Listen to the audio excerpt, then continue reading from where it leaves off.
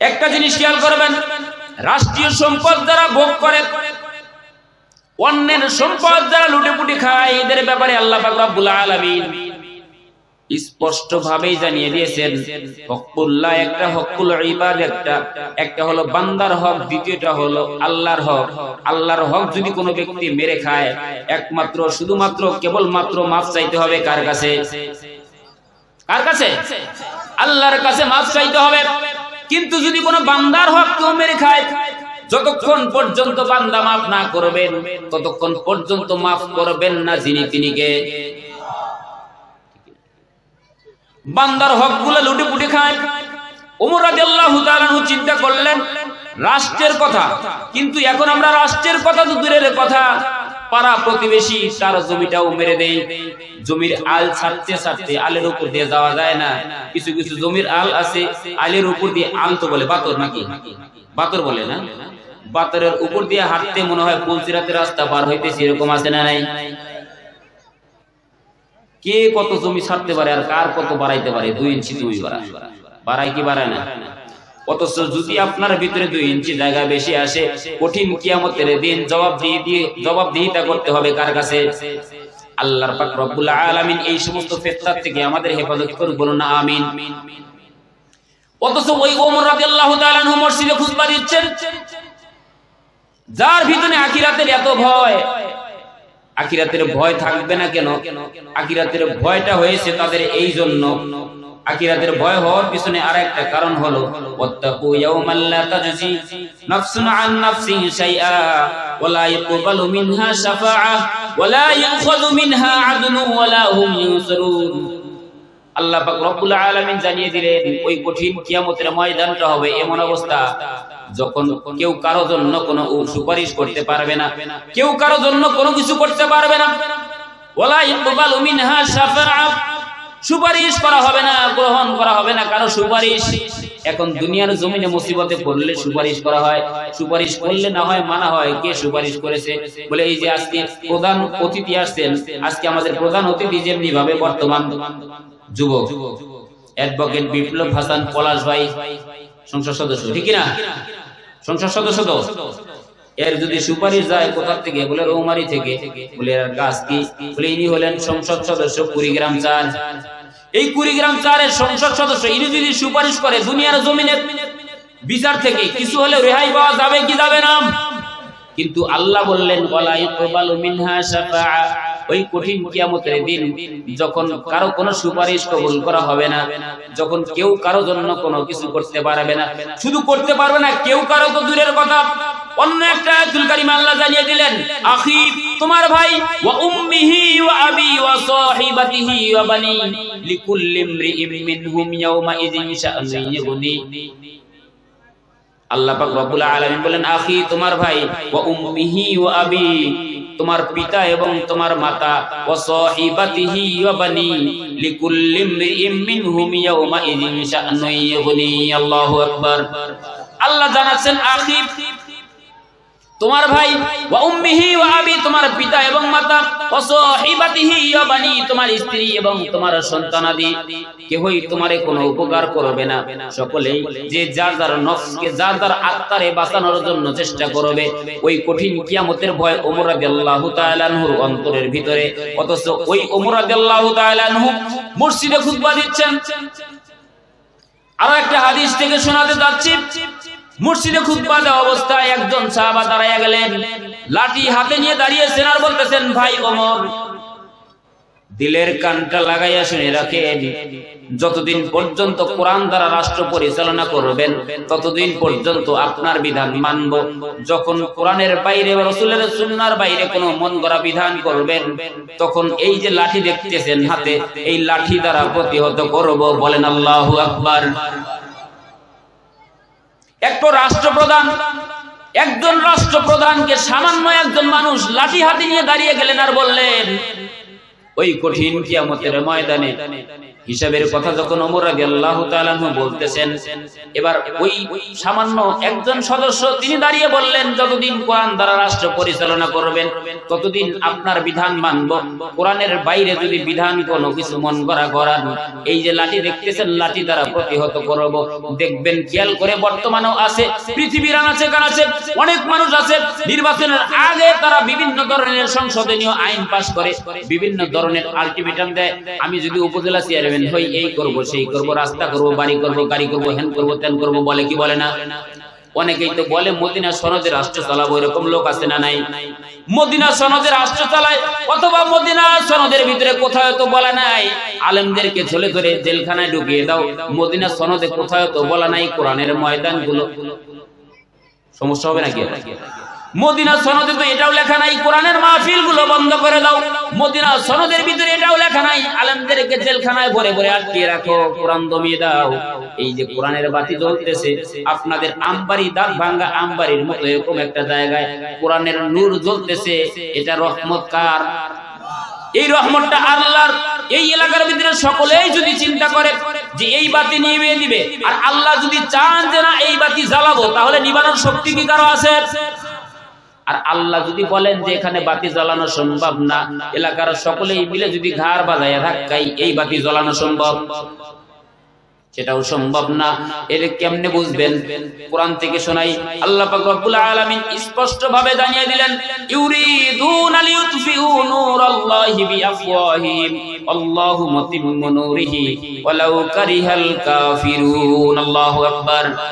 আল্লাহ জানাচ্ছেন ইউরিদুনা লিইউতফিউ নূরাল্লাহি বিআফওয়াহিহিম আল্লাহু মুতিম্মু নূরিহি ওয়ালাউ কারিহাল কাফিরুন। কাফেরদের যতই খারাপ লাগুক না কেন, বিজাতিদের যতই খারাপ লাগুক না কেন, আমি রব্বুল আলামিন যেখানে ইচ্ছা কোরআনের বাতি জ্বালিয়ে দেব। বলেন আল্লাহু আকবার। আল্লাহর যেখানে ইচ্ছা, যেখানে ভালো লাগবে সেখানে কোরআনের বাতি জ্বালিয়ে দিবেন। তিনি কে? সুতরাং 2-4 জনকে জেলখানায় ভরিয়ে দিয়ে 2-4-5টা মাহফিলে 44 ধারাধারি করে করে আলেমদেরকে জেলখানায় ভরে কিছু সংখ্যক আলেমদেরকে ফাঁসির মঞ্চে ঝুলিয়ে দিয়ে বাংলার জমিন থেকে ইসলাম বিতাড়িত করা সম্ভব না। কথা কোন ঠিক কিনা? 2-4 জনের ফাঁসির কাছে দিয়ে এরা মনে করে হয়তো বা বাংলার জমিন থেকে ইসলাম উঠে যাবে না, কখনোই না।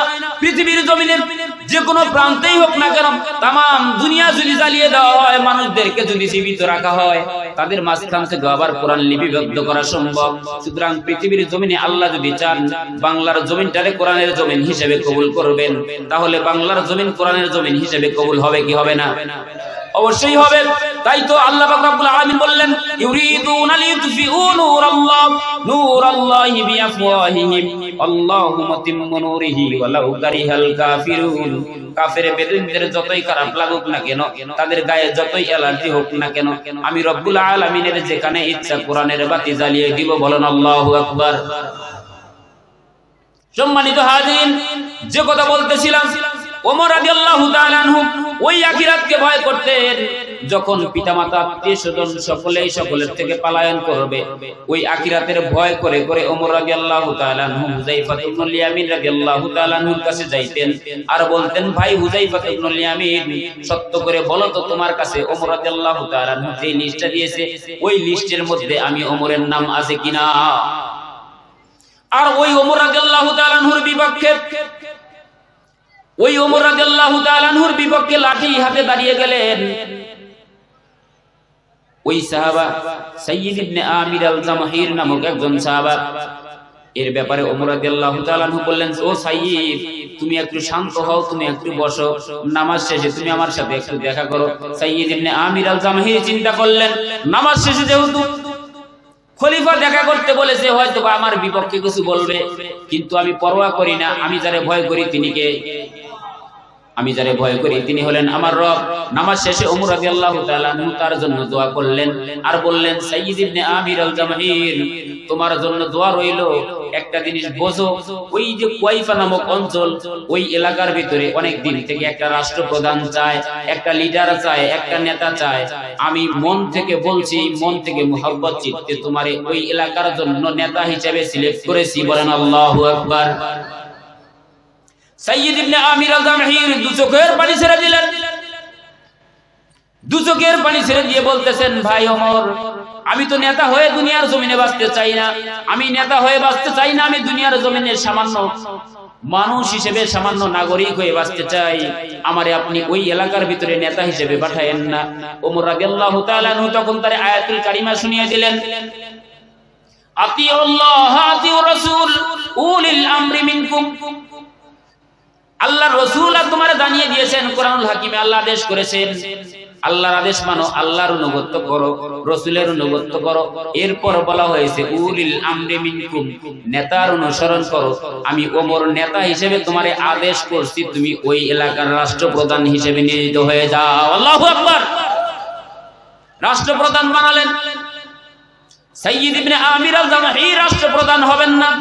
তিনি কান্না করতেছেন আর বলতেছেন, ভাই ওমর, আমার যদি অভয় বাণী দেওয়া যায়, আমার যদি অপশন দেওয়া যায় যে তুমি কোনটা বেছে নেবে, সামান্য মানুষ, সাধারণ মানুষ হিসেবে বাঁচবে নাকি নেতা হিসেবে বাঁচতে চাও? আমি সামান্য সাধারণ মানুষ হিসেবে এই এলাকায় বসবাস করতে চাই, আমি নেতা হতে চাই না। বর্তমান জামানায় যদি এরকম বলা হয় যে দাঁতভাঙ্গা এই এলাকাতে চেয়ারম্যান নিযুক্ত করব আপনাকে, আর কেউ দাঁড়াবে না, সে খুশিতে লাভ দেবে। দেবে কি দেবে না? কারো যদি সিলেক্ট করা হয় যে এলাকার লিডার আপনি, সে তো খুশিতে লাভ।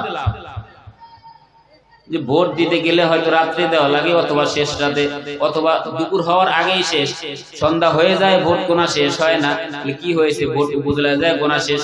ভোট দেওয়া লাগে তো দূরের কথা, এত কষ্ট, ভোট না দিলেও পাস, বাইরে বাইরে করা লাগে, কত চিন্তা, কত কাহিনী।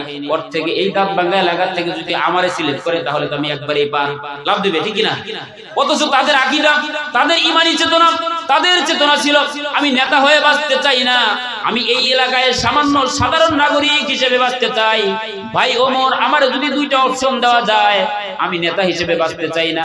এখন তো বর্তমান জামানায় এরকম হয়, এই যে কিছুদিন আগে যেরকম চেয়ারম্যান নির্বাচন গেল, এই নির্বাচনের সময় কারো কারো 2, 4, 5 লক্ষ টাকা গেছে বা আরো বেশি গেছে দলীয় প্রতীকের জন্য। কথা বলেন ঠিক কিনা?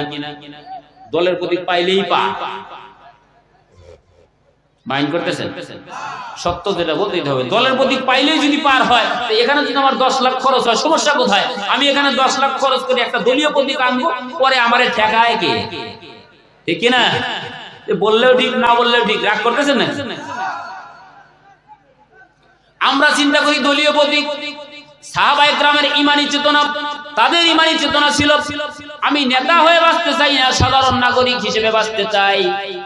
কিন্তু আমরা নেতার গায়ে তেল মারি, তেল মারিয়া তেল মারি, আমারে নমিনেশন দেন, আমারে দেন বলে কত টাকা, এত টাকা, দর কষাকষি, 2 জন 3 জন 5 জন পর্যন্ত মানুষ যায়।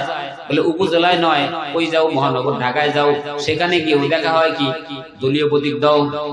তেলা মাথায় তেল মারিয়া ফায়দা নেয় যে লুটিয়া, তেল বিনে চলে না দুনিয়া, ঠিক না? এরা খালি নেতার গায়ে তেল মারে। তেলা মাথায় তেল মারিয়া ফায়দা নেয় যে লুটিয়া, তেল বিনে চলে না দুনিয়া, ভাই তেল বিনে চলে না দুনিয়া। আছে না নাই? নারিকেল, সরিষা, তিসি, বাদাম, সোয়াবিন, সূর্যমুখী, তিলের তেল আর ডিজেল, কেরোসিন, দাওয়াখানা, কবিরাজি, হোমিওপ্যাথিক তেল, মাথায় দিলে গরম মাথা হইয়া যায় হিমেল। আবার গন্ধ তেলে, আবার গন্ধ তেলে গিন্নির পরাণ খুশিতে যায় ভরিয়া, তেল বিনে চলে না দুনিয়া। আছে না নাই? অসুস্থ বা রোগী হইয়া যাবেন ক্লিনিকে, সেখানেতেও তেলের বাহার দেখবেন চারিদিকে। ডাক্তার, মিস্টার, সাংবাদিক, কোন তেলের পাগল সবাই, তেল পাইলে সবাই যেন ডাকে নতুন জামাই, ঠিক না? যা দেখবেন হাসপাতালে বেড নাই, সিট নাই, আর একজন নেতা ফোন করবো, সিট আপনার তো দূরের কথা, আর একটা অসুস্থ রোগীর মালিক শুয়ে হলেও আপনার সিট দেবো, দেয় কি দেয় না? বর্তমান হাসপাতালে ব্যবসাটা এত দুর্নীতিতে ভরে গেছে, এটা বলার মতো না। অসুস্থ বা রোগী হইয়া যাবেন ক্লিনিকে, সেখানেতেও তেলের বাহার দেখবেন চারিদিকে। ডাক্তার, মিস্টার, সাংবাদিক, কোন তেলের পাগল সবাই, তেল পাইলে সবাই যেন ডাকে নতুন জামাই। তেল পাইলে নেতা খুশি, তেল পাইলে নেতা খুশি, এমপি, মন্ত্রী সব মিয়া, তেল বিনে চলে না দুনিয়া, ভাই তেল বিনে চলে না দুনিয়া। তেলা মাথায় তেল মারিয়া, ঠিক না?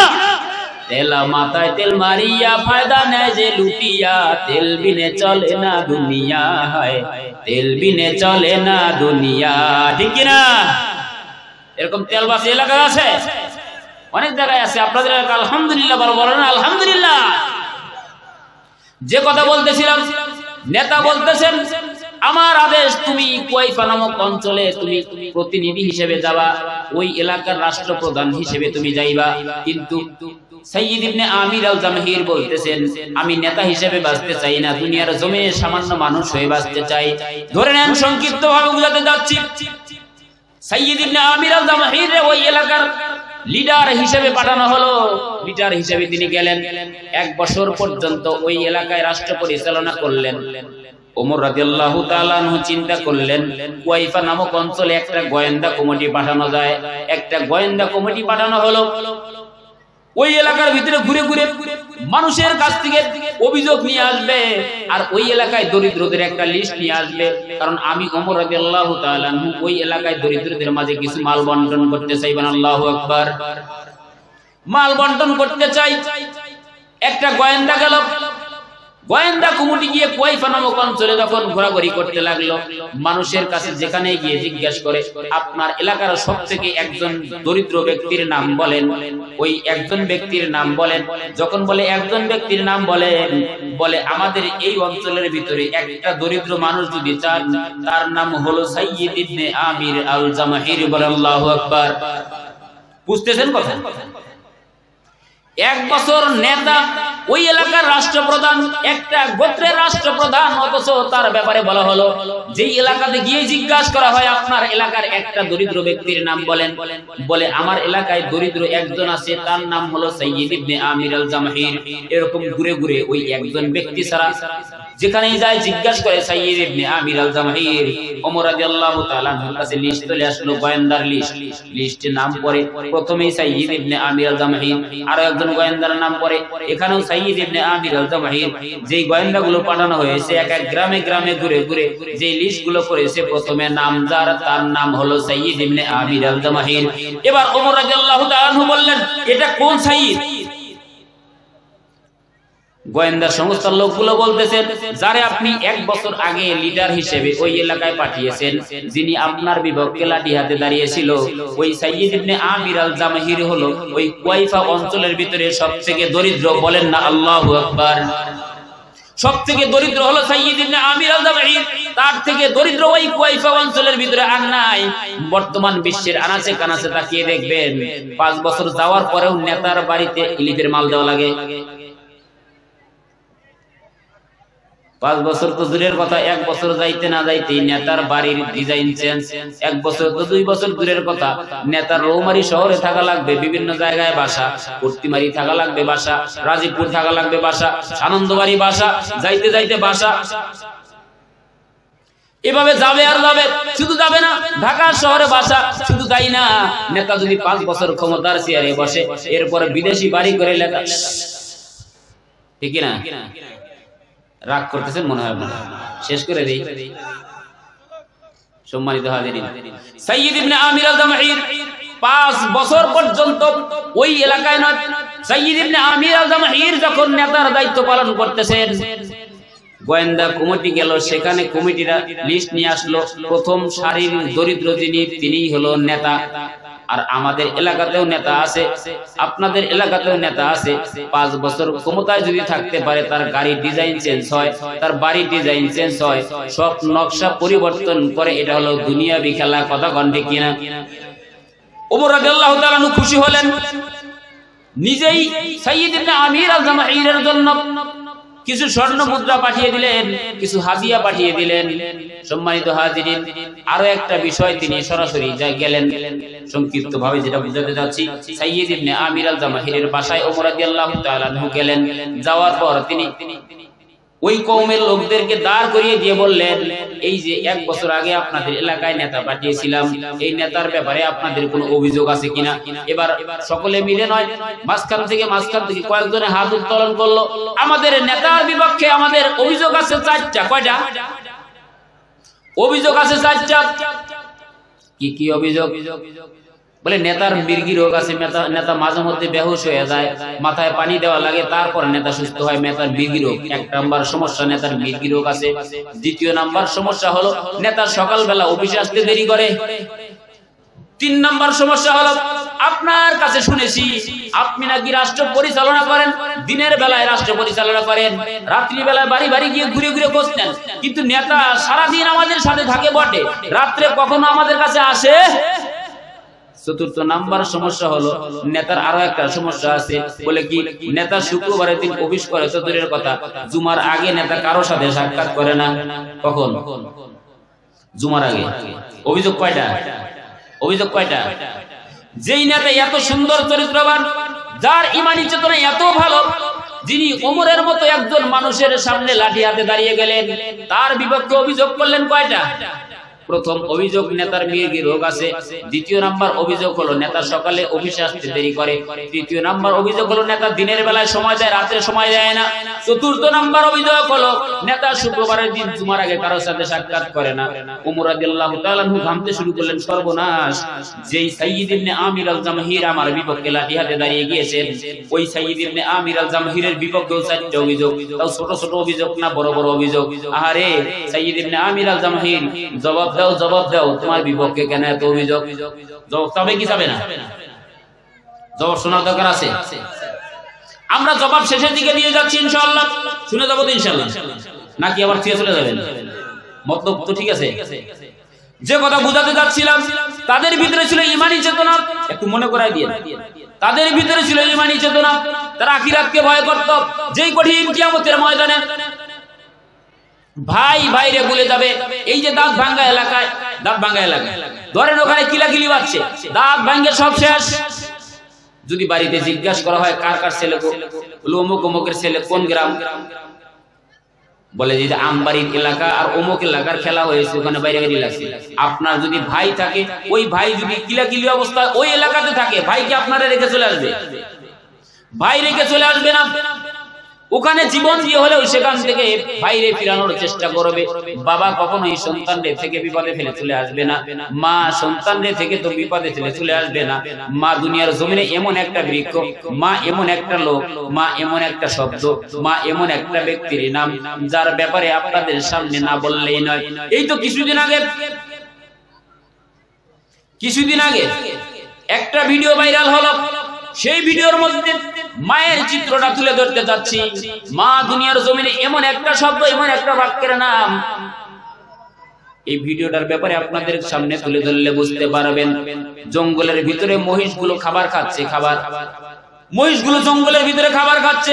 হঠাৎ করে কয়েকটা সিংহ এসে মহিষের পালের ভিতরে আক্রমণ করলো। মহিষের পালে যখন আক্রমণ করতে শুরু করেছে, নব্য বাচ্চা প্রসব করেছে এরকম একটা মহিষ আছে। কিছুক্ষণ আগে মহিষটা বাচ্চা প্রসব করেছে, ভিডিও ধারণ করেছে, যারা তাদের ভিডিওর মধ্যে দেখা গিয়েছে। এই বাচ্চাটারে আক্রমণ করতে শুরু করেছে।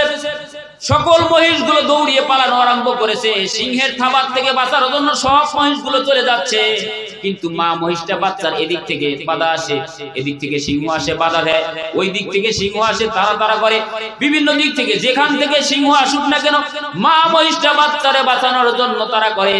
মা মহিষটারে বাচ্চারে বাঁচানোর জন্য এদিক থেকে আসে, এদিকে আক্রমণ করে, এদিক থেকে বাধা দেয়। যেখান থেকে আসুক না কেন মা মহিষটা ওই বাচ্চাগুলোরে ফিরিয়ে দেয়, বাচ্চারে সংরক্ষণ, বাচ্চারে সুরক্ষিত রাখার জন্য আক্রমণ করে। নিজের জীবনের মায়া করে না, বাঁচাতে চায় তারে। এই বাচ্চা কথা ঘন্টে কিনা বাঁচাতে চায় যাকে, সেটা হলো বাচ্চা। এটা হলো জঙ্গলের প্রাণীর কথা বলতেছি, কিন্তু দুনিয়ার জমিনে মা নামক শব্দটা এত প্রিয়। দেখেন খেয়াল করে, মহিষের থেকেও মায়ের অন্তরের ভিতরে সন্তানের প্রতি মহব্বত কম না বেশি? সন্তানের প্রতি মায়ের মহব্বত কোনো বেশি? আল্লাহ পাক রব্বুল আলামিন মায়ের অন্তরটা এত শক্ত করেছেন, এত মহব্বত আর ভালোবাসা দিয়ে ভরিয়ে দিয়েছেন। কিতাব খুললে পাওয়া যায়, বর্তমান জ্ঞান বিজ্ঞানের জামানা থেকেও পাই। এখানে আল্লাহ পাক রব্বুল আলামিন মানুষের মস্তিষ্কের ভিতরে এগুলো ধারণ করে দিয়েছেন, জানার মতো শক্তি হয়েছে, বোঝার মতো শক্তি হয়েছে।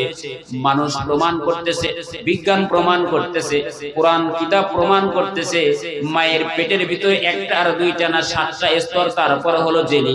এই জেলিটা 7 মাস যখন অতিবাহিত হয়ে যায়, মায়ের সন্তান, গর্ভের সন্তানটারে মাথাটা দেওয়া হয় নিচের দিকে, পাটা উপরের দিকে চলে যায়, সন্তান মায়ের কলিজার ভিতরে আঘাত করতে শুরু করে। একবার আর দুইবার আঘাত করে না। বিজ্ঞানের জামানায় জ্ঞান বিজ্ঞান প্রমাণ করছে মায়ের অন্তরের ভিতরে, কলিজার ভিতরে সন্তান, একটা সুস্থ সন্তান মায়ের গর্ভের ভিতরে 4.5 থেকে 5,500 বার লাথি মারে। আল্লাহু আকবার। এটা দুনিয়ার জমিনে সামান্য কোনো লাথি না। বিজ্ঞান প্রমাণ করে দিচ্ছে, এই লাথি যদি দুনিয়ার জমিনের কোনো বাবার কলিজায় মারা হতো, সন্তান যদি বাবার কলিজায় এই লাথিটা মারতো, দুনিয়ার জমিনের কোনো বাবা সুস্থ থাকতে পারতো না, অজ্ঞান হয়ে পড়ে যেত। বলেন আল্লাহু আকবার। এই মায়ের কলিজার ভিতরে লাথি মারে, একবার আর দুইবার না, 7 একবার আর দুইবার না, 7টা স্তরের ভিতরে জেলি। এই জেলি থেকে 7 মাস অতিবাহিত হওয়ার পর পাটা যখন উপরের দিকে তুলে দেওয়া হয়, মাথাটা যখন নিচের দিকে দেওয়া হয়, এই পা দ্বারা শুধু সন্তান মায়ের কলিজার ভিতরে লাথি মারতে শুরু করে। এই 7 মাসের পর থেকে 9 মাস 10 দিন পর্যন্ত 4.5 থেকে 5,500 বার যার কলিজায় লাথি মেরেছি তার নাম মা। কথা বল ঠিক না? এই মায়ের কলিজায় লাথি মারি, শুধু লাথি মারার থেকেই শেষ নয়, 3টা লাথি ধরে মেরেছি। সর্বপ্রথম যে লাঠিগুলো মেরেছি এগুলোতে আঘাত কম হয়েছে, আস্তে আস্তে স্তরে স্তরে 3টা লাথি মেরেছি জোরে। তার প্রথম লাথিটা যখন মায়ের কলিজার ভিতরে সন্তান মারে, এই লাথিটা মারার পর দুনিয়ার জমিনের প্রত্যেকটা মা স্বামীর কাছ থেকে বিদায় নিতে শুরু করে। প্রাণের স্বামী, আমি আর সহ্য করতে পারতেছি না, আমার খুব কষ্ট হচ্ছে, মনে হয় আমি দুনিয়ার জমিনে বাঁচবো না, আমারে খুব তাড়াতাড়ি সুস্থ হওয়ার জন্য দোয়া করো, অথবা আল্লাহর কাছে দোয়া করো, অথবা আমারে না মাফ করে দাও, তোমার সাথে সংসার জীবনে যা কিছু হয়েছে আমারে মাফ করে দাও। এরকম আছে না নাই? সন্তানের মহব্বত, সন্তান দুনিয়াতে ভূমিষ্ঠ করতে হবে, এই চিন্তা এবং চেতনা মায়ের অন্তরের ভিতরে। স্বামীর কাছ থেকে বিদায় নেয়, এদিকে সন্তান লাথি মারতেই থাকে। একটা লাথি মারার পর মা স্বামীর কাছে বিদায় নেয়, দ্বিতীয় লাথি মারার পর ঘরের ভিতরে যারা থাকে তাদের জড়িয়ে ধরে কান্না করতে শুরু করে। মা কান্না করে, কান্না করে করে বলেন, দাদি বলেন আর কাকি বলেন, ঘরের ভিতরে যারাই থাকুক না কেন তাদের জড়িয়ে ধরে মা কান্না করতে করতে কান্না চিত্তে বলে, আমি আর সহ্য করতে পারতেছি না, এত ব্যথা লাগতেছে, এত কঠিন ব্যথা, যেই ব্যথার ব্যাপারে কোরআনুল হাকিম বর্তমান জ্ঞান বিজ্ঞানের জামানা প্রমাণ করে দিচ্ছে। প্রত্যেকটা সন্তান মায়ের কলিজায় দ্বিতীয়বারের মতো যেই লাথিগুলো মারে, তৃতীয়বারের মতো যেই লাথিগুলো মারে, এই লাথিগুলো যদি দুনিয়ার জমিনের কোনো বাবার কলিজায় মারা হতো, বাবা দুনিয়ার জমিনে শুধু অজ্ঞান নয়, বাবা দুনিয়ার জমিন থেকে চির বিদায় নিয়ে চলে যেত, হার্ট অ্যাটাক করে মারা যেত। এই লাঠিগুলো আমরা মায়ের কলিজার ভিতরে মারিছি। দ্বিতীয় নাম্বার লাঠি তো চলে যায়, কিতাব প্রমাণ করে তৃতীয় নাম্বার লাঠিটা যখন মায়ের কলিজায় মারা হয়, প্রত্যেকটা স্তর টাস টাস করে বাড়তে শুরু করে, জেলিটা ভেঙে যায়, পানিগুলো বাইরে আসে। মা বোনেরা বুঝতে পারে দুনিয়ার জমিনে সন্তান আসার সময় হয়েছে। জরার মুখ যখন খুলে যায়, সন্তান দুনিয়াতে ভূমিষ্ঠ হয়। সন্তান যখন দুনিয়াতে ভূমিষ্ঠ হয়, ট্যাঁ ট্যাঁ করে কান্না শুরু করে। সন্তানের কান্নার আওয়াজটা আল্লাহ পাক রব্বুল আলামিন তার ভিতরে এত বেশি মহব্বত দিয়েছেন, এত বেশি ভালোবাসা আর এত বেশি রোগ প্রতিরোধ ক্ষমতা দিয়েছেন। সন্তানের কান্নার আওয়াজ যখন মায়ের কর্ণভেদ করে হৃদয়ে স্পন্দন, হৃদয়ের ভেতরে পরশ হয়, আল্লাহ পাক রব্বুল আলামিন জ্ঞান বিজ্ঞানের জামানা বিজ্ঞান প্রমাণ করে দিচ্ছে, সন্তানের এই কান্নার আওয়াজের কারণে মায়ের কলিজার ভিতরের প্রত্যেকটা ক্ষত বিক্ষত গুলো পূর্বের ন্যায় সম্পূর্ণ সুস্থ হয়ে যায়। আল্লাহু আকবার। এই মা, যেই মা আপনারা দুনিয়াতে আনার জন্য এত কষ্ট করেছে, কষ্টের পর কষ্ট সহ্য করে তারপর আপনার জন্য শ্রম দিয়েছে, ওই কঠিন কিয়ামতের ময়দানে মা বলবে, আমার দুনিয়ার জমিনে তো বিয়েই হয়নি, তোমার আমি চিনি না, এখন আমি আগে বাঁচি।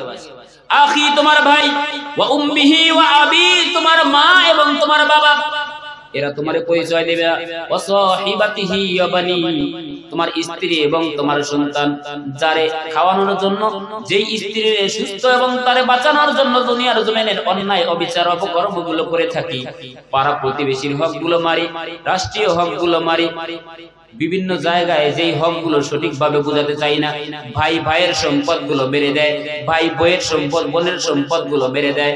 এই লোকগুলো যারে খাওয়ানোর জন্য, সন্তানরে খাওয়ানোর জন্য, মারে খাওয়ানোর জন্য নয়, এবার সন্তান আর স্ত্রীরে খাওয়ানোর জন্যই তো অন্যের টাকা মেরে দেয়। কথা কোন ঠিক কিনা? অথচ ওই সন্তান কিয়ামতের ময়দানে বলবে, আমি তো আমার বাবারে চিনি না। স্ত্রী তার স্বামীরে বলবে, দুনিয়ার জমিনে আমার বিয়ে হয় নাই। ওই কঠিন কিয়ামতের ভয় ওমর রাদিয়াল্লাহু তাআলা আনহুর ভিতরে। আর ওই ওমর রাদিয়াল্লাহু তাআলা আনহু বলতেন, ও সাইয়্যিদ ইবনে আমির আল জামাহির, তোমার কাছে মুনাফিকদের যে লিস্টটা ছিল ওই লিস্টের ভিতরে আমি ওমরের নাম আছে কিনা? আল্লাহ পাক রব্বুল আলামিন আজকের এই আলোচনাগুলো গভীর মনোযোগ দিয়ে দিলের কান দিয়ে আমাদের প্রত্যেককে বোঝার মতো তৌফিক দান করুন, বলুন আমিন। ওই নামেরই সুর শোনা যায়, ওই নামেরই সুর শোনা যায়, বলে পাগল পারা লা ইলাহা। যারা পিছনে আসি সামনে আসি, পিছনের ভাইদের বসার মতো সুযোগ করে দেই, যারা রাস্তায় আসি প্যান্ডেলের ভিতরে ঢুকে যাই।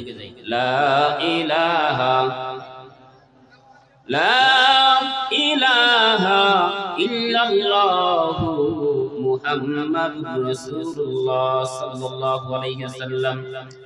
আমবাড়ি বাইতুল তাকওয়া নুরানি হাফিজিয়া মাদ্রাসার উদ্যোগে হাফেজ ছাত্রদের পাগড়ি প্রদান উপলক্ষে পঞ্চম বার্ষিকী তাফসীরুল কোরআন মাহফিলে, আজকের তাফসীরুল কোরআন মাহফিলে সম্মানিত সভাপতি সাহেব, যিনি শত ব্যস্ততার মাধ্যমে আসতে পারেন নাই, তার প্রতিনিধি হিসেবে আজকে আপনাদের সম্মুখে যিনি সভাপতির দায়িত্ব পালন করেছেন, জাতির শ্রেষ্ঠ সম্পদ ও উলামায়ে হযরত, দূর দূরান্ত থেকে এসেছেন আমার শ্রদ্ধেয় বড় ভাই হাফেজ মাওলানা মুফতি ওমর ফারুক ফরিদী সাহেব ঢাকা। আমার আগে পূর্বে আলোচনা করেছেন ইসলামের নক্ষত্র সমতুল্য, জাতির শ্রেষ্ঠ সম্পদ, অত্র এলাকার সুপরিচিত গুণীজন। সামনে উপস্থিত রয়েছেন মুরব্বিয়ানে করম, ছোট ছোট সোনামণিরা, পর্দার অন্তরায় অবস্থানরত অবলা সবলা, বিভিন্ন গুণে গুণান্বিত আমার মা ও বোনেরা। আলোচনার সূচনা লগ্নে আজকে মাহফিল ইন্তেজামের পক্ষ থেকে আপনাদের সকলকে জানাই প্রাণ ঢালা অভিনন্দন ও ভালোবাসা। আল্লাহ পাক রব্বুল আলামিন সকলের খেদমতকে, সকলের এই কুরবানকে আল্লাহ কবুল করুক, বলুন না আমিন। সেই সাথে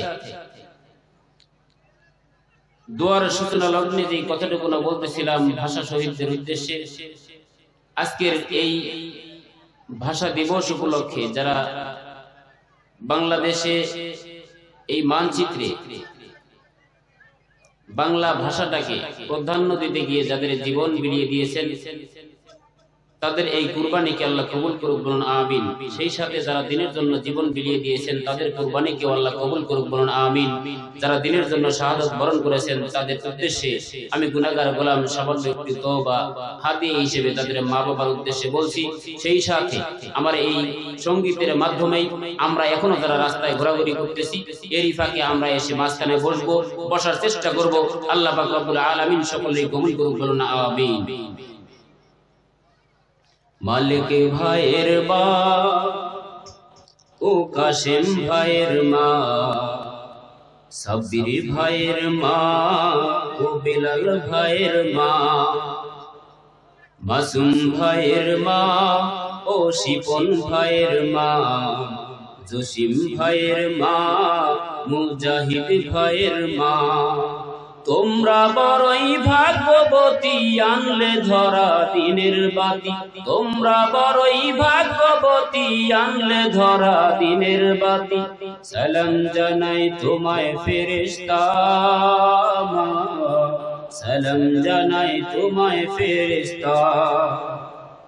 মালিক ভাইয়ের মা ও কাশেম ভাইয়ের মা, সাব্বির ভাইয়ের মা ও বেলাল ভাইয়ের মা, মাসুম ভাইয়ের মা ও শিপন ভাইয়ের মা, জসিম ভাইয়ের মা, মুজাহিদ ভাইয়ের মা।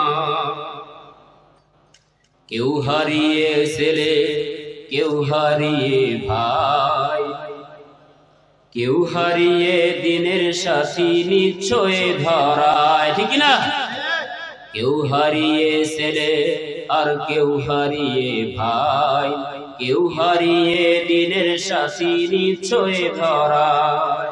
তাদের স্মৃতি অন্তরে কেঁদে কেঁদে গুমরে মরে, তাদের স্মৃতি অন্তরে কেঁদে কেঁদে গুমরে মরে। বুক ভেঙে যায় কান্না ফুরায় না, বুক ভেঙে যায় কান্না ফুরায় না। মালিক ভাইয়ের মা, জসিম ভাইয়ের মা, সাব্বির ভাইয়ের মা, ও বেলাল ভাইয়ের মা, কাশেম ভাইয়ের মা, ও শিপন ভাইয়ের মা, মাসুম ভাইয়ের মা, ও রমজান ভাইয়ের মা। তোমরা বড়ই ভাগ্যবতী, আনলে ধরা দিনের বাতি। তোমরা বড়ই ভাগ্যবতী, আনলে ধরা দিনের বাতি। সালাম জানাই তোমায় ফেরেশতা, সালাম জানাই তোমায় ফেরেশতা। আন্দোলনের ডাকে তারা জাগ্রত সপ্রাণ, জীবন দিয়ে রুখেছিল আল কোরআনের মান। ঠিক না? আন্দোলনের ডাকে তারা জাগ্রত সপ্রাণ, জীবন দিয়ে রেখেছিল আল কোরআনের মান। দিনের বিজয় আনতে যারা সদা ছিল পাগল পারা, দিনের বিজয় আনতে যারা সদা ছিল পাগল পারা। আরশ ছায়ায় তাদের ঠিকানা, আরশ ছায়ায় তাদের ঠিকানা। মালিক ভাইয়ের মা, ও কাশেম ভাইয়ের মা, সাব্বির ভাইয়ের মা, ও বেলাল ভাইয়ের মা, মাসুম ভাইয়ের মা, ও জসিম ভাইয়ের মা, শিপন ভাইয়ের মা, ও রমজান ভাইয়ের মা।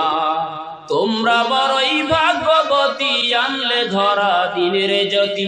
তোমরা বড়ই ভাগ্যবতী, আনলে ধরা দিনের জ্যোতি। সালাম জানায় তোমায় ফেরেশতা, সালাম জানায় তোমায় ফেরেশতা। ঠিক না? আল্লাহ পাক রব্বুল আলামিন সকল শহীদ ভাইদের দিনের বাদে কবুল করুক, বলো না আমিন। সম্মানিত উপস্থিতি, আলোচনার সূচনা লগ্নে আমরা সর্বপ্রথম সেই মহান মনিবের শানে দিল থেকে শুকরগুজার করি, যে রব্বে কারীম পৃথিবীর জমিনের সমস্ত ফিতনা থেকে ফারেক করে দয়া করে মায়া করে ভালোবেসে কোরআনের ময়দানে এসে দিনের আলোচনা শোনা, সেই সাথে আমি গুনাহগার গোলামকে যে রব্বে কারীম কথাগুলো বলার মতো শক্তি দিচ্ছেন তার শানে দিল থেকে শুকরগুজার করি আলহামদুলিল্লাহ। দরুদ সালাম সাইয়্যিদুল মুরসালিন খাতামান নবিয়্যিন সরদারে আলম মানবতার মুক্তির দূত, যার মাধ্যমে পেয়েছি ইসলাম, যার মাধ্যমে পেয়েছি জীবন গড়ার বিধান কোরআনুল হাকিম, তার শানে দরুদ সালাম করি সাল্লাল্লাহু আলাইহি ওয়াসাল্লাম। মহিলাদের জায়গার সংকট, পিছনে যারা আছি তারা সামনে যাওয়ার চেষ্টা করি, সেই সাথে মা বোনদের উদ্দেশ্যে বলছি আপনারা একটু সামনের দিকে আগায়া বসেন, পিছনের মা বোনদের বসার মতো জায়গা করে দেন। একটু সামনের দিকে আগায়া বসেন।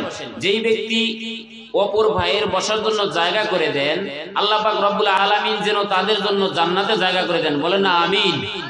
আমরা যারা আছি, আমরা বাবারা ভাইরা যারা আছি, আমরা একটু আগাই, মা বোনেরা একটু আগাই, একটু আগাই ভাই। লা ইলাহা ইল্লাল্লাহ।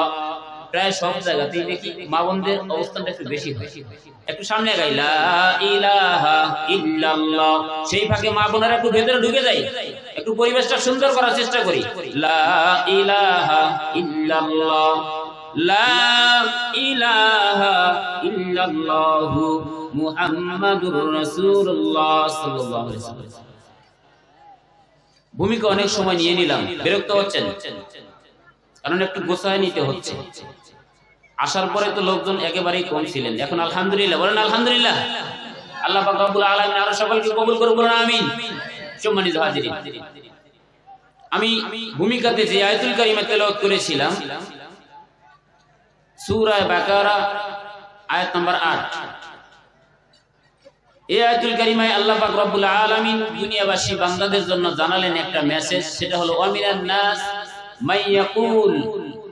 তিনি বললেন পৃথিবীর জমিনে এক শ্রেণীর মানুষ আছে, ওয়ামিনান নাস মাই ইয়াকুল, তারা বলে আমান্না বিল্লাহ, আমরা ঈমান এনেছি আল্লাহর প্রতি। কার প্রতি?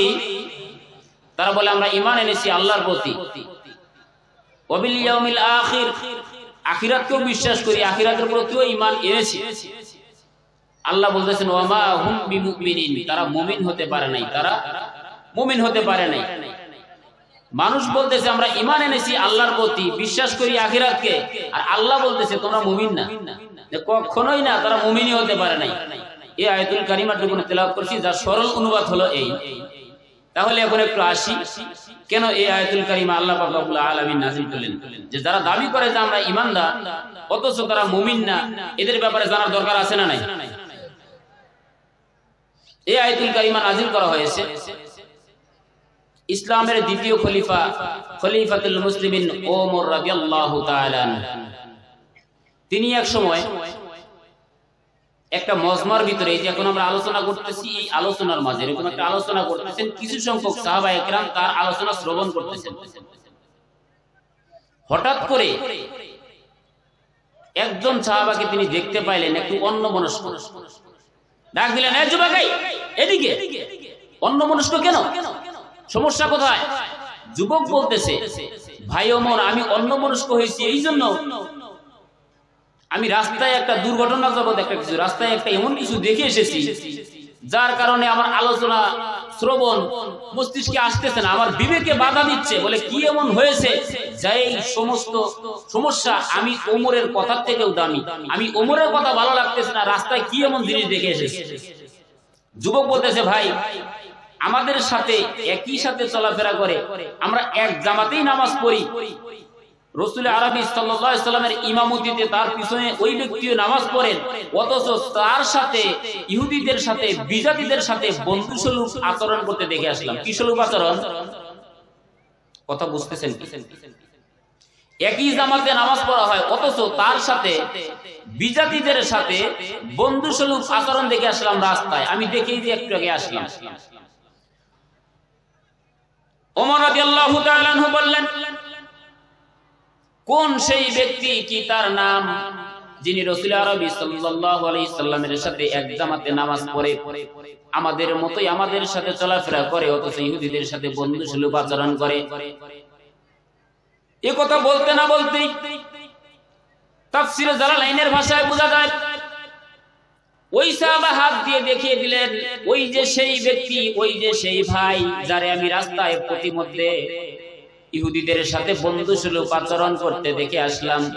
ওমর রাদিয়াল্লাহু তাআলা আনহু আশ্চর্য হয়ে গেলেন, কিরে ভাই, তুমি তো আমাদের সাথে এক জামাতে নামাজ পড়ো, একই সাথে চলাফেরা করি, একসাথে যুদ্ধের ময়দানে যাই, তোমার সাথে ইহুদিদের সাথে কেন বন্ধুসুলভ আচরণ, ঘটনা কি একটু বলো? ওই সাহাবা বলতেছেন, ভাই ওমর, ইহুদিদের সাথে বন্ধুসুলভ আচরণ করে বর্তমান জামানায় গোয়েন্দা চেনেন তো? গোয়েন্দা চেনেন? ইহুদিদের সাথে বন্ধুসুলভ আচরণ করার পিছনে কারণ হলো ইহুদিরা মুসলমানের উপরে কোন ভাবে আক্রমণ করবে, কিভাবে তারা আমাদের যুদ্ধের ময়দানে পাকড়াও করবে, এটা তাদের কাছ থেকে জানলাম। মানে কিছু ভালো বলা, ভুল বলা কিছু কথা বলিয়ে বলিয়ে তাদের কাছ থেকে আমি এই তথ্যগুলো জেনে আসলাম, মানে গোয়েন্দার কাজ করলাম।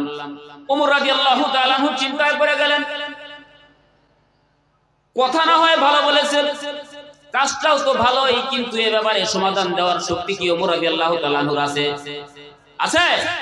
ওমর রাদিয়াল্লাহু তাআলা আনহুর এই ব্যাপারে সমাধান দেওয়ার কোনো শক্তি নাই। তিনি বললেন, চলে যাই রাসূলুল্লাহ সাল্লাল্লাহু আলাইহি ওয়াসাল্লামের কাছে, তার কাছে গেলেই হয়তোবা সঠিক সমাধান পাওয়া যাবে। চলো যাই রাসূলের দরবারে, তিনি কি সমাধান দেন এই ব্যাপারে। রাসূল আরবি সাল্লাল্লাহু আলাইহি ওয়াসাল্লামের কাছে যাওয়া হলো, জিজ্ঞাসা করা হলো, ইয়া রাসূলুল্লাহ, ইয়া হাবিবাল্লাহ, ঘটনাস্থলে এই ঘটেছে, এই পর্যন্ত এসেছে, আপনার কাছে সমাধান চাই, আপনি একটু সমাধান দিয়ে দেন। রাসূল আরবি সাল্লাল্লাহু আলাইহি ওয়াসাল্লাম সমাধান দেবেন, আল্লাহ পাক রব্বুল আলামিন তাদের ব্যাপারে জানিয়ে দিলেন, ওয়া মিনান নাসি মান ইয়াকুলু আমান্না বিল্লাহি ওয়া বিল ইয়াউমিল আখির ওয়া মা হুম বিমুমিনিন। আল্লাহু আকবার। আল্লাহ পাক রব্বুল আলামিন ফেরেশতার মাধ্যমে আয়াতুল কারিমা নাযিল করে দিলেন, আমার হাবিবরে জানাইয়া দাও, ওয়া মিনান নাস, মানুষের মধ্যে এক শ্রেণীর মানুষ আছে, তারা বলবে আমান্না বিল্লাহ, আমরা আল্লাহর প্রতি ঈমান এনেছি, ওয়া বিল ইয়াউমিল আখির, আমরা আখিরাতকে বিশ্বাস করি, ওয়া মা হুম বিমুমিনিন, কখনোই না তারা কখনো মুমিন হতে পারে না। আল্লাহু আকবার। তাহলে তাদের ব্যাপারে জানার দরকার আছে না নাই? এরা দাবি করে বর্তমান সমাজের মধ্যে মনে হয় এরকম মানুষ নাই যে যারা ইমানদারদের সাথে মেশে, ইহুদিদের সাথেও মেশে, বিজাতিদের সাথেও মেশে, এরকম মানুষ মনে হয় বর্তমান জামানায় নাই। আছে? পূজার মণ্ডপে গেলে দেখা যায় মুসলমানের সন্তানের ভিড়, কথা কন ঠিক কিনা? এখন এই কোরআনুল হাকিম এইদিকে যদি তাকানো হয়, মনে হবে যে আজকেই মাত্র কোরআনুল হাকিমটা নাজিল হলো। এই আয়াতুল কারিমা যদি তেলাওয়াত করে আপনি আমি শ্রবণ করে এই অনুবাদটুকু যদি পড়ি, আজকেও দেখবেন বাংলাদেশের বিভিন্ন প্রান্তে এই 21শে ফেব্রুয়ারি ভাষা দিবস উপলক্ষে রাত্রিভর যুবক যুবতীদের আড্ডা, নাচ গান হয় কি হয় না? এদের সাথে একটু এই আয়াতুল কারিমাটা মিলান। শুক্রবারের দিন মসজিদে যাবেন, দেখবেন সামনের কাতারে, আজকে যায় দেখবেন গানের মঞ্চে আলহামদুলিল্লাহ সুম্মা আলহামদুলিল্লাহ, সভাপতি সাহেবকে দেখে খুব ভালো লাগলো, মুখে দাড়ি, পরনে পাঞ্জাবি, মাথায় টুপি, কিন্তু পৃথিবী নয় বাংলাদেশে ঘুরে ঘুরেও দেখতে পারবেন বিভিন্ন জেলায় গিয়ে যখন মাহফিল করি, কিছু কিছু সভাপতির দিকে তাকালে মনে হয় মাহফিলের পোস্টার পাওয়ার পরে এসে মাহফিলের দাওয়াত পাওয়ার পর থেকে ক্লিন শেভ করে, এরকম সভাপতি আছে না নাই?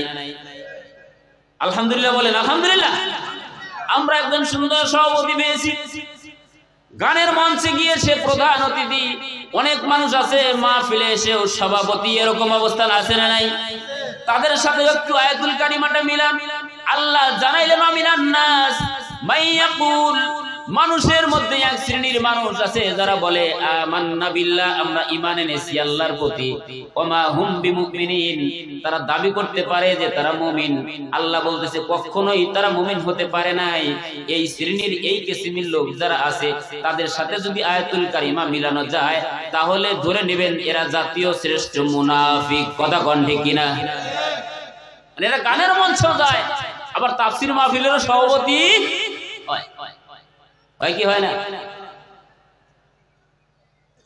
তাহলে একটু খেয়াল করেন এদের ব্যাপারে। কোরআনুল হাকিমের ওই সূরা বাকারার 14 নম্বর আয়াতে আল্লাহ পাক রব্বুল আলামিন জানিয়ে দিলেন, সুন্দর করে জানাচ্ছেন, বিসমিল্লাহির রহমানির রহিম, ওয়া ইযা লাকুল্লাযীনা আমানু ক্বালু আমান্না وَإِذَا خَلَوْا إِلَى شَيَاطِينِهِمْ قَالُوا إِنَّا مَعَكُمْ إِنَّمَا نَحْنُ مُسْتَهْزِئُونَ। আল্লাহু আকবার।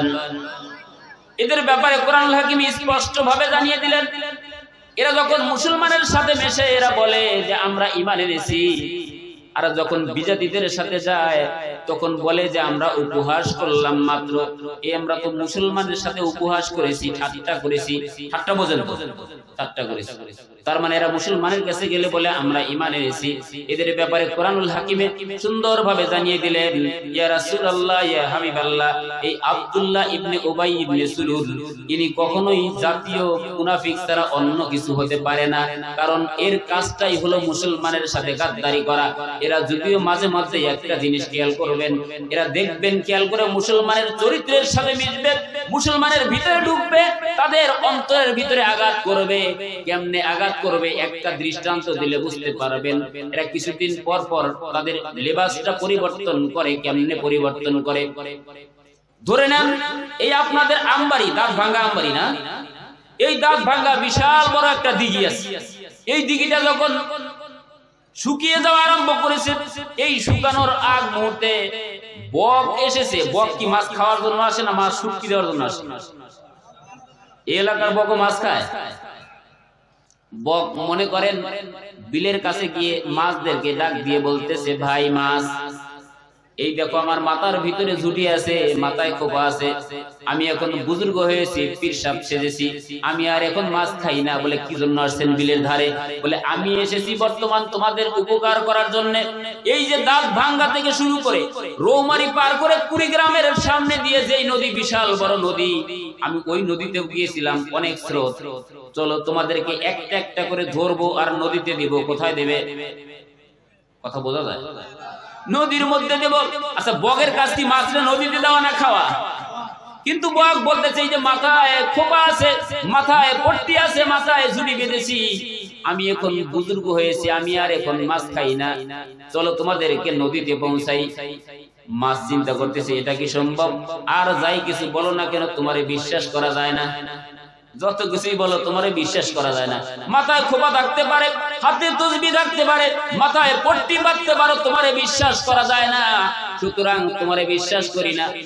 বারবার বলা সত্ত্বেও চিন্তা করতেছে, তাই নাকি? বলে বিশ্বাস না হলেও একজন অন্তত পাঠাও, আমি নদীতে দেব, সে বিশাল বড় নদী দেখবে, নদীর স্রোত দেখবে, আবার আমার কাছে আসবে, তারপর তোমাদের কাছে হাজির করব।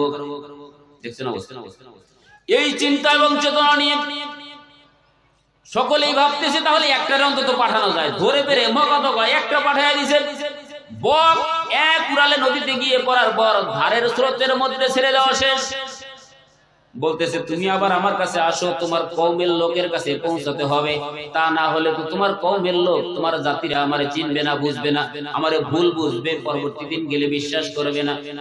মাছকে যখন নদীতে দিল, নদীর ভিতরে সাঁতার কাটার পর মাছ চিন্তা করতেছে সর্বনাশ, এত বড় নদী, এটা তো কখনোই শুকানো সম্ভব না। মাছ আবার ফেরত আসলো, বক তুমি তো সত্য কথাই বলেছো, তুমি যেহেতু মাথায় পট্টি বেঁধেছো, মাথায় ঝুড়ি বেঁধেছো, তুমি মনে হয় ফেরেশতা, ঠিক না? মাছ এবার বকের বিশ্বাস করলো। বক মাছের কাছে বকের কাছে যখন মাছ আবার আসলো, এবার মাছটারে নিয়ে আবার বিলের ভিতরে ছেড়ে দিল।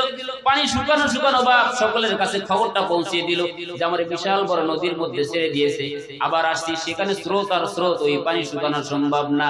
এরকম ভাবে পট্টি বাঁধার পর এই বগের বিশ্বাস করবে নাকি ধোঁকাবাজ করবে? বিশ্বাস করবে। কারণ কি? বিশাল বড় নদীতে ছেড়ে দিয়েছে, আবার নিয়ে এসেছে। এবার বলতেছে এবার ভাই আমারে আগে নাও, ও বলতেছে আমারে আগে নাও, ওই বলতেছে আমারে আগে নাও।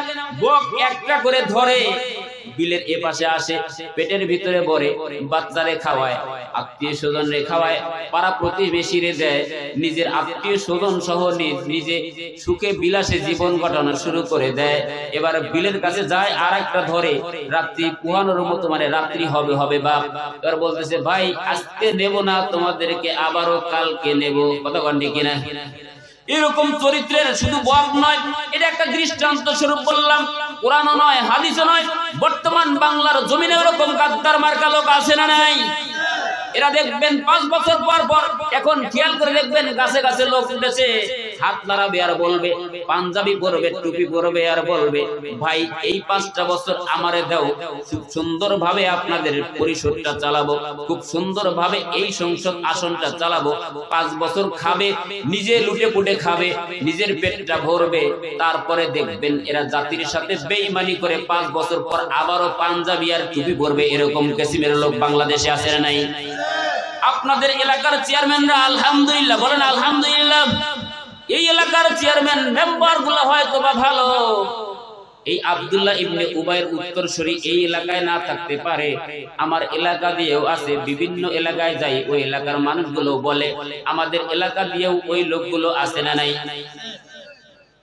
এরা 5 বছর পর মূলত তাদের লেবাস পাল্টায়, এরা মাথার খোপা পাল্টায়, হাতের তসবিহ গুলো পাল্টায়, যায় নামাজ হাতে নিয়ে সেলফি ছাড়ে যে আমাদের নেতা এখন বুজুর্গ হয়েছে। কিন্তু আল্লাহ বললেন আমিনান নাসি মাইয়াকুল আমান্না বিল্লাহ ওয়া বিল ইয়াউমিল আখির ওয়া মা হুম বিমুমিনিন। মানুষের মধ্যে এক শ্রেণীর মানুষ আছে, এরা বলে যে আমরা ঈমান এনেছি আল্লাহর প্রতি।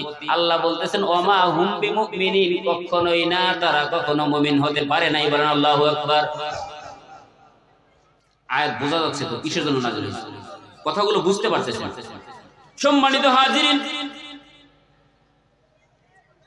রাজীবপুর থাকি বলে রৌমারির খবর নেওয়া যায় না এমন নয়। গানের মঞ্চে গুলোতে খোলা আকাশের নিচে এত সুন্দর ব্যবস্থাপনা হয় না, গানের মঞ্চেও মানুষ দিয়ে ভরে যায়। এরাও কিন্তু দেখবেন ওই যে আব্দুল্লাহ ইবনে উবাই ইবনে সুলুল মুহাম্মদুর রাসূলুল্লাহ সাল্লাল্লাহু আলাইহি সাল্লামের কাছে কিন্তু ভালো কথাটাই বলছিলেন যে আমি এত ভালো হয়েছি। তাদের তথ্যগুলো আপনাদেরকে দেই। এই আব্দুল্লাহ ইবনে উবাই ইবনে সুলুল এর কাজটা ছিল শুধু ইহুদিদের সাথে বন্ধুর মতো আচরণ করেছে। আজকে আমরা বন্ধুর মতো আচরণ তো দূরের কথা, ইহুদির বাড়িতে বসে খাই, তাদের পরনের জিনিস, তাদের দেওয়া জিনিস করি, তাদের সবকিছুই করি কি করি না? তাহলে এদের চরিত্র যদি, এদের অবস্থানটা যদি এরকম অবস্থা হয়ে যায়, ইহুদিদের সাথে একটু ভালো আচরণ করা, বন্ধুসুলভ আচরণ করার দায়ে যদি কোরআনুল হাকিমে তাদের ব্যাপারে কঠোরতা আসে, আজকেও দুনিয়ার জমিনে যারা এরকম আছে, করোনার সময় আসলে দেখা যায় মানুষের কাছে রিলিফ দিবে যেমন তেমন, নিজের ড্রয়ার ভরা শেষ। এই এলাকায় মনে হয় হয়নি। বন্যার সময় আসে, মাল যদি আসে 1 টন, হাফ টন না 1/4 বিলীন করে, তারপরে সবগুলাই নিজের পেট ভরে। এরকম লোক আছে না নেই? আছে, অনেক আছে। উপর থেকে মসজিদের টাকাও খায়, মসজিদের নামে বাজেট পাস হয়, এই টাকা তুলতেও নাকি 50,000 টাকা খরচ হয়। 1 লাখ টাকার বাজেট পাস করতে 50,000 টাকা খরচ। এরকম অবস্থান এই এলাকা হয় না? হয়। এদের ব্যাপারে মাঝে মাঝে আমি একটা কথা বলি। প্রথমে কিন্তু বলছে উদীয়মান তরুণ বক্তা, বিভিন্ন স্থান থেকে পুরস্কার ও সনদপ্রাপ্ত ইসলামী সঙ্গীত শিল্পী, মাঝে মাঝে আমি তাদেরকে একটা গান গাই, শুনবেন তো ইনশাআল্লাহ। এই মুনাফিকদের ব্যাপারে একটা চরিত্র, এদের ব্যাপারে একটু কথা শুনে দেয়। এদের ব্যাপারে একটা সুন্দর গান লেখা হয়েছে। তাদের ব্যাপারটা হলো এরকম, মুরব্বীরা হয়তো গানের সুরটা বুঝবে, কিন্তু গানের ভাষাগুলোকে একটু শোনেন। এদের ব্যাপারে বলা হলো, গ্রামের চেয়ারম্যান পালিয়ে বেড়াচ্ছ কেন? গ্রামের চেয়ারম্যান পালিয়ে বেড়াচ্ছ কেন? শুনেছি দুদুকের খাতায় তোমার নাম, হায়রে শুনেছি দুদুকের খাতায় তোমার নাম। আগে কি সুদ ঘুষ মাল কামাইতাও তুমি, আগে কি সুদ ঘুষ মাল কামাইতাও, ঠিক না? মুরব্বী করতেছে, ও চেয়ারম্যান সাহেব পলায় বেড়ানতে 5 বছর তো ঠিকই ক্ষমতায় ছিল, এখন তোমারে কেন পিটানি দেয়? এখন কেন তোমার করে যাওয়া লাগে? আগে কি সুদ ঘুষ মাল খাইতা নাকি 5 বছর কি করতা? এখন কেন তোমার অ্যারেস্ট করে? এখন চেয়ারম্যানের এটা বলতেছে মুরব্বী, গ্রামের চেয়ারম্যান পালিয়ে বেড়াচ্ছ কেন? শুনেছি দুদুকের খাতায় তোমার নাম, হায়রে শুনেছি দুদুকের খাতায় তোমার নাম। আগে কি সুদ ঘুষ মাল কামাইতাও তুমি, আগে কি সুদ ঘুষ মাল কামাইতাও? প্রশ্ন করছে। এবার চেয়ারম্যান কি বলে শুনবেন? চেয়ারম্যান বলতেছে, এবার বর্ষাকাল আইতো কি যে ভালো লাগতো, রিলিফের মাল পায়া আনন্দ পাইতাম। বর্ষাকাল আইতো কি যে ভালো লাগতো, রিলিফের মাল পায়া আনন্দ করতাম। কিছু মাল বিলাইয়া ভিডিও করিয়া, ঠিক না?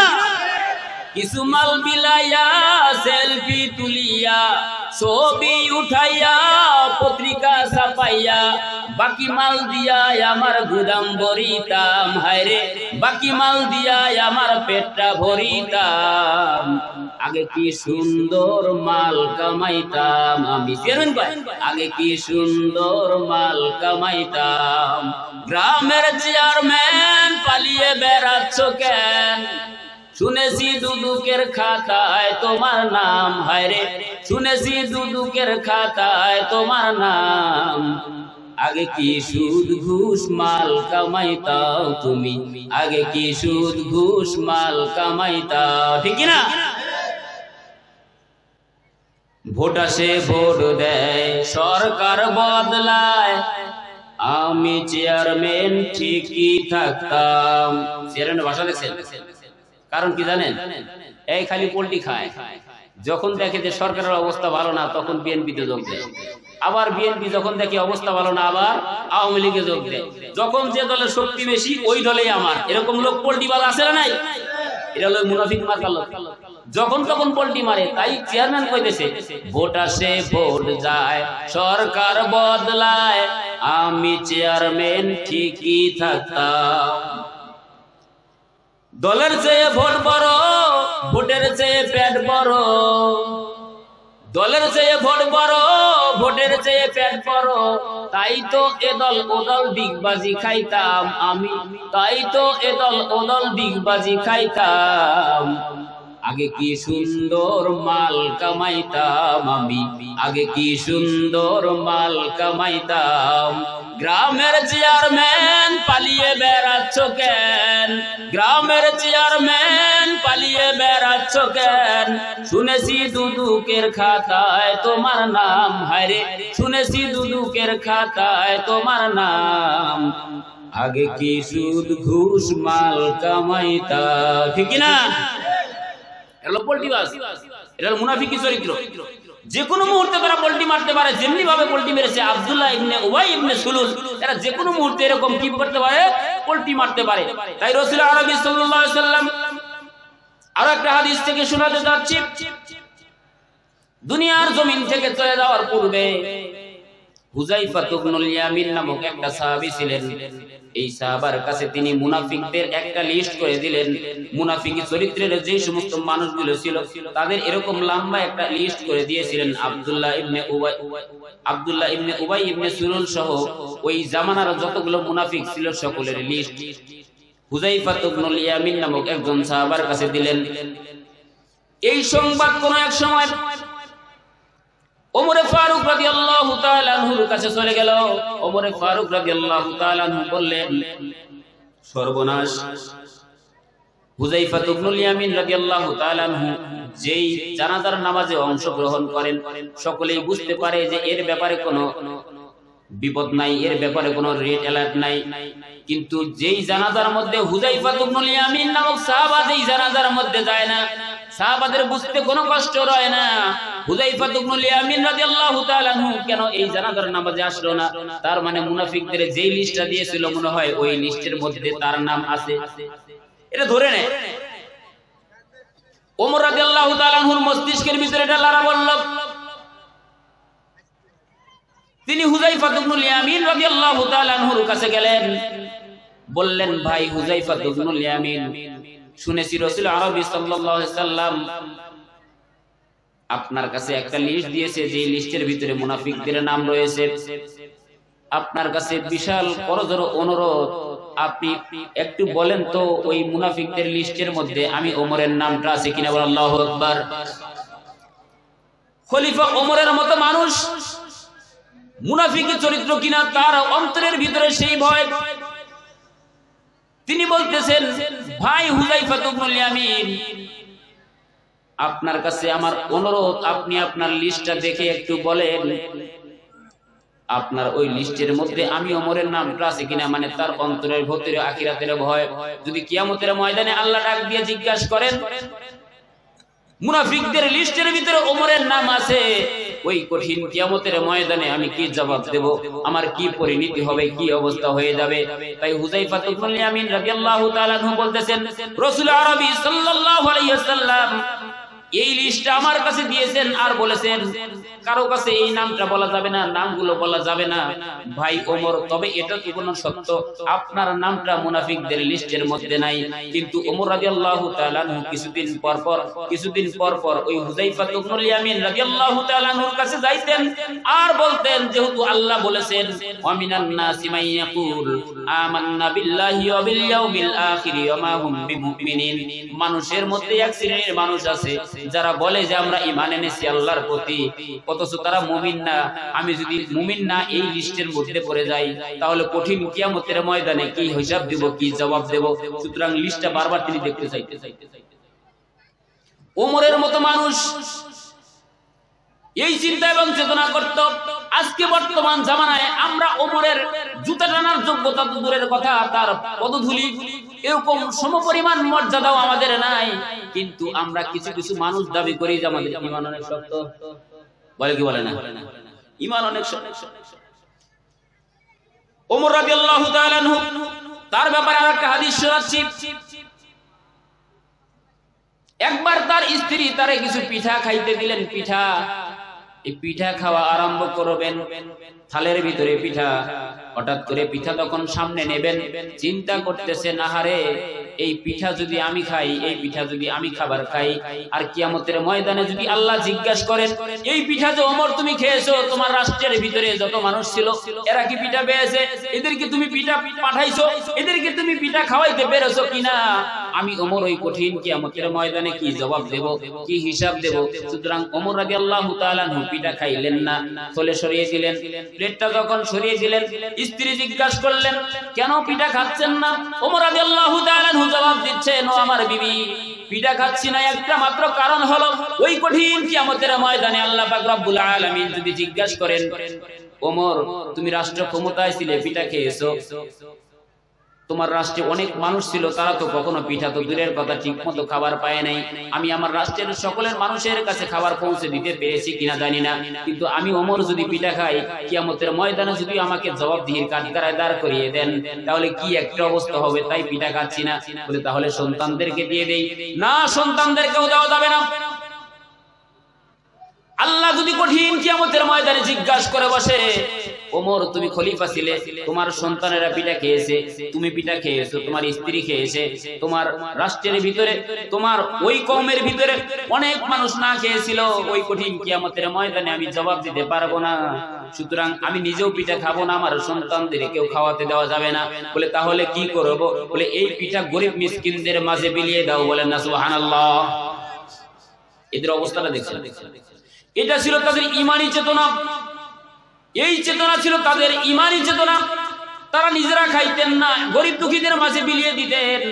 আর ওই ওমর রাদিয়াল্লাহু তাআলা আনহু মাঝে মধ্যে হুযায়ফা ইবনুল ইয়ামিন রাদিয়াল্লাহু তাআলা আনহুর কাছে যাইতেন আর বলতেন, ভাই হুযায়ফা ইবনুল ইয়ামিন, তোমার কাছে মুনাফিকদের যে লিস্টটা দেওয়া হয়েছিল সত্য করে বলো তো, সেখানে আমি ওমরের নামটা আছে কিনা? আল্লাহু আকবার।